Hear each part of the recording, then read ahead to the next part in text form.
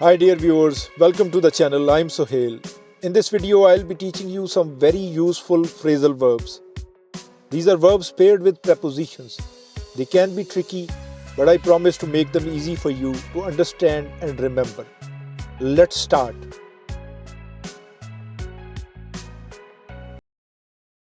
The first phrasal verb is run into.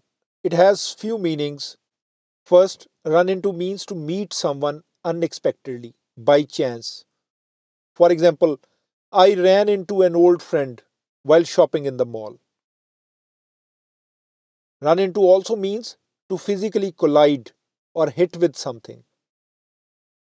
For example, he was busy typing on the phone when he ran his head into the pole. She ran her car into the wall. Run into also means to face a problem or difficulty, often unexpectedly. For example, we ran into some technical issues which delayed the project.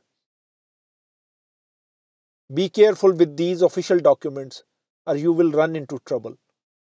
Run into is also used for running into debt and sometimes even into some opportunity. So it is all about unexpected, uncontrolled developments or movements. The next phrasal verb is put off. It has two meanings. First, put off means to delay or postpone something, to decide to do something at a later date. For example, she put off her plans to visit her friend. Here, one thing to keep in mind, putting off something often implies that you are avoiding something, delaying something because you are not feeling comfortable doing that thing, or you hesitate or fear that thing. It is different from delay and postpone. If we compare these three terms, delay simply means that something is slowed down, it is happening later than expected. It's a neutral term. And postpone means to reschedule something, with often the next date in your mind. But putting off is more about delaying something because of emotional reasons. For example, if you continue to put off what is challenging, you won't succeed.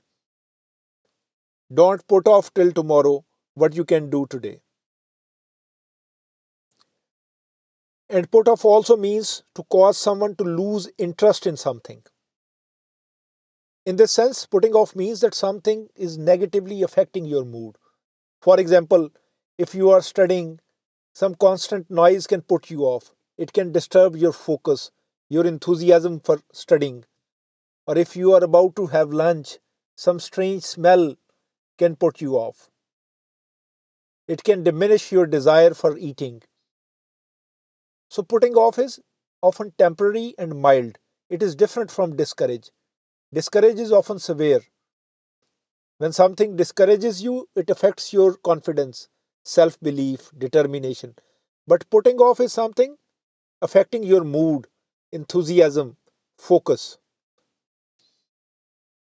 For example, her constant clicking of the pen put me off while studying. As I was about to have lunch, a strange smell from the kitchen put me off.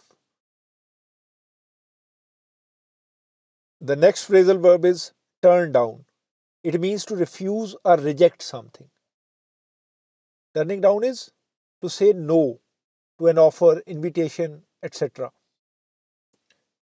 One thing to keep in mind, turn down implies that you are refusing something, declining something with respect, politely. It is not harsh. If you compare it with reject, reject can sound harsh.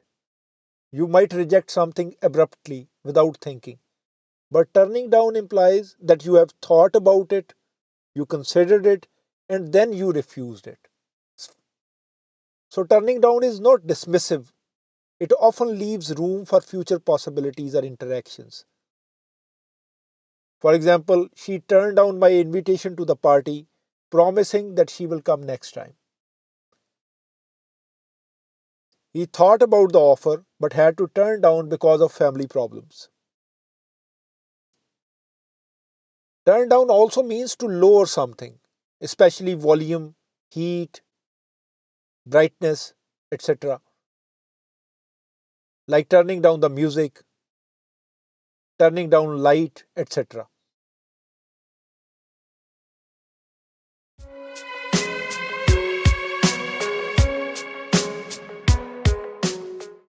The next phrasal verb is give up. It has few different meanings.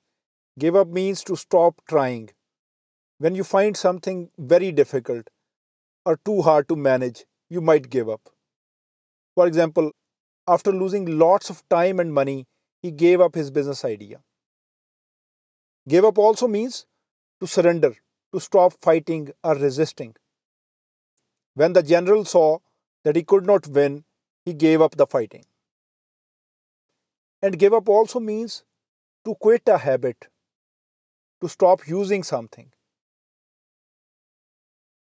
For example, he gave up smoking a year ago, or she is trying to give up sugar altogether.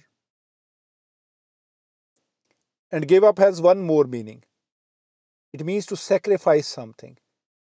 For example, she gave up her career to take care of her family. He gave up his seat for an elderly lady. And the last phrasal verb is break down. First, breakdown means to stop working or functioning. It is often used for vehicles, machines. For example, his car breaks down every other day, meaning it stops working.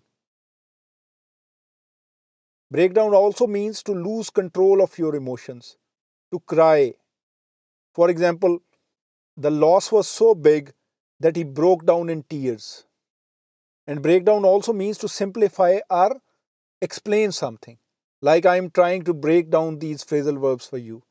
I am trying to simplify them for you. Maybe I am successful or not, only you can tell. And lastly, we also use breakdown for a severe decline or collapse of someone's health. Continuous stress caused his health to break down. So, dear viewers, this is the end of today's lecture. I hope you found it valuable. If so, please do like the video and subscribe the channel. And don't forget to share your quiz score in the comments. I'll see you in the next video. Bye for now.